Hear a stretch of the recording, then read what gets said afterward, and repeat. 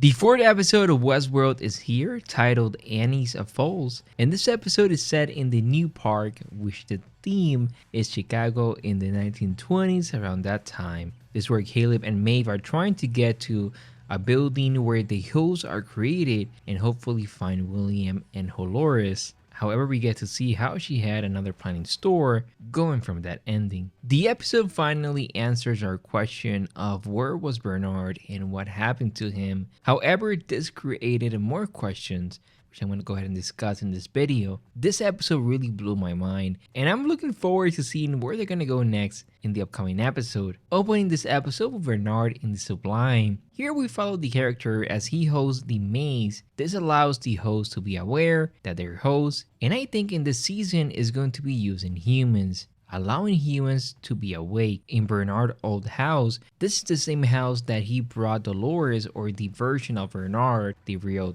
Bernard, brought Dolores back in season 2, episode 2. The show cannot be Westworld without symbolism, and the first one is a burning tree, similar to the Bible of a burning bush. We're getting a lot of symbolism this season. During the investigation of Bernard, he arrives to different locations from the Westworld park, including the location where Wyatt, in this case Dolores, went on a killing spree. We also get the location of the riots from last season, and finally arriving to the tower, a location that is going to be important this season. After all, this is the tower that is controlling humans. I have a theory about this, which I'm going to go ahead and discuss in a moment. Bernard follows the white horse that is owned by Akishita, and Bernard is investigating what is he doing and why is he there. Akishita explains that this is the type of world that he created, and the sublime is created to one's mind. If you remember back in season 2, this is where the hosts enter to be free from being controlled. Bernard believes that the world out there is in trouble and that people are suffering. He believes that a solution to these problems must be found, but his difference with Dolores lies in how they view humans. Bernard loves them while Dolores hates them. Akishita's ability to see the future is based on this place in the sublime, where time moves in a different speed. This allows Akishita to see every possible outcome to every possible moment. This is how Bernard is able to see the future of what is going to happen moment by moment. Like he explained, he's able to see moments before they happen. Bernard sees the world through a series of visions that come to him in a quick succession, or in quick moments. By knowing this, he knows in what path to take. It's like knowing what's going to happen and change the direction of where you're headed. Knowing this, we can understand that Bernard is the key to this. Now, if you remember, Dolores, before she died, sends the sublime to a different location that we see in episode 1. And going from the trailer, we know that this location is going to play an important part in the show. Now, one sublime can direct life to whatever direction they want. This is why Dolores in episode 1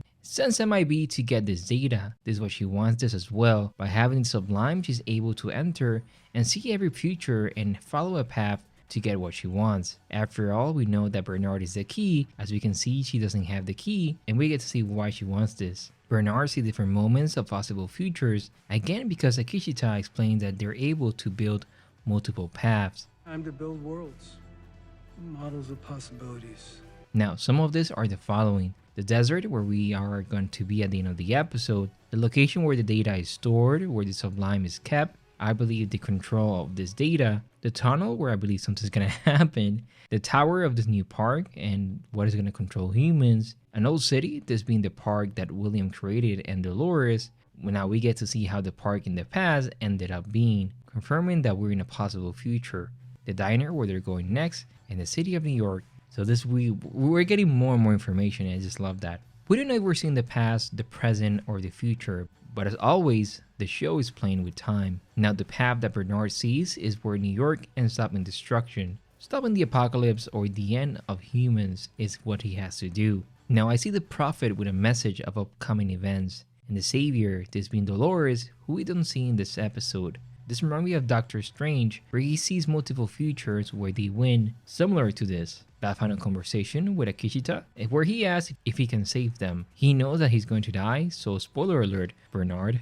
Throughout this, we get to see how much time has passed when he said it has been years. But how many years since we last saw the characters? This is the interesting question, and going from what we're seeing so far, it has been a lot. Now, the sublime, remember, is like Rehoboam. is able to see future events, and he's able to know what is going to happen next and the path that he's going to take, as this is going to allow him to save humans. All of this is a little bit confusing because how this eliminates free will in a way. Bernard eliminates every possible outcome of going in another direction. He's the creator of the path we're going to see this season. After all, there are infinite ways it can happen. This makes the season really interesting, as Bernard is the only one that knows what's going to happen next. However, for a possible outcome to happen, he has to move things in a different way for this to happen. This reminds me of that scene in Lucifer where Ariel does something for something to happen, cause and effect. So this is what we're seeing here. Now moving to Maeve and Caleb, who arrive into the new Westworld, there's a lot of similarities from this one to the old one, as we get to see here. They pretty much recycle the old storylines. They want to go to the basement, or where the bodies are kept, where the hosts are taken, and where the park is being controlled. This is the reason that they want to go there. However, they have to wait for something to happen. This is where we get a nice action sequence with this version of Hector. They go to the Butterfly Club to wait for this sequence, and this also is the first hint that Dolores is using the flies to control humans. Also, the song during this is Billie Eilish at Bad Guy. This was nice. So the episode has always jumped from one location to the next, and we follow the discovery of Bernard arriving to a diner. However, he knows what's going to happen and the things that he needs to do, but he wants to understand in what path he's in. As there's multiple paths, he's able to understand what's going to happen next due to being in that path. This is with the scene that we see in the diner. The world is now filled with hosts, and he wants to join some humans that I believe want to stop Dolores or destroy the tower after waking up. Bernard knows what bearing of reality is happening depending on the things that are currently happening, and make it so interesting. This adds so much to what's going on in the show. Now while stops enjoy his tuna melt, Bernard goes and destroys some hosts. Another storyline that we see in this episode is the daughter of Caleb, who we think is the one that we see at the end of the episode. However, this is not what is going on. This was a nice twist and had me confused for a moment. It also confused Caleb at the end of the episode, where he thinks that she is his daughter. Also, we can see how Carver was changed with a hose, and this plays out well with the other twist with Caleb's daughter. This episode really takes its time to answer the question of what is going to happen next. There's a theory online that we're in the future, as we can see Christina in a futuristic New York, but when? And this is the bigger question. We're also introduced to a new character, and in the IMDb, it doesn't list her name in the credits, and nothing shows for the actress of Aurora, just her name. So this is an interesting question about who she is and how she plays out to the bigger show. Bernard knows that the organization is looking for something, what that is, and what is this weapon. As they continue to go on this journey from the location where they are, this location is going to be important in the next episode. The episode continues with Caleb and Maeve waiting for the events of Hector, where he destroys all of the hosts during this scene, and they steal the safe. So they're taken downstairs and start investigating, which they're able to do as they play dead. However, when they arrive, they're in another part of the story with Wyatt. It was nice seeing the story of the show played out during this part of the episode. It was really nice. However, they're able to escape before Maeve is shot. Maeve and Caleb talk about the lighthouse where she saved his life. Hopefully in the next episode we get to see this. Cave and Maeve arrive to the beginning of the flies, as I feel this is just the beginning of that development. This is another level where they are developing these flies. Doing this, we start to get more detail about what is happening and the biology of the flies, the way they inject this parasite into humans or into hosts, so they're able to inject them later into humans. This is just a theory that I have. We also see the black goo that we saw in Anastasia, and finally the final product is the flies. We get to see how Dolores is maybe using this park to inject these flies into the humans that we see in the park in New York. So we're starting to piece things together. We also hear the tower, the sound, and I just love this episode because we're getting more and more detail about what is going on. We also get the reveal of what happened with Caleb's daughter, where she was able to escape with her mom, and this version that we see is only a host. This was so nice.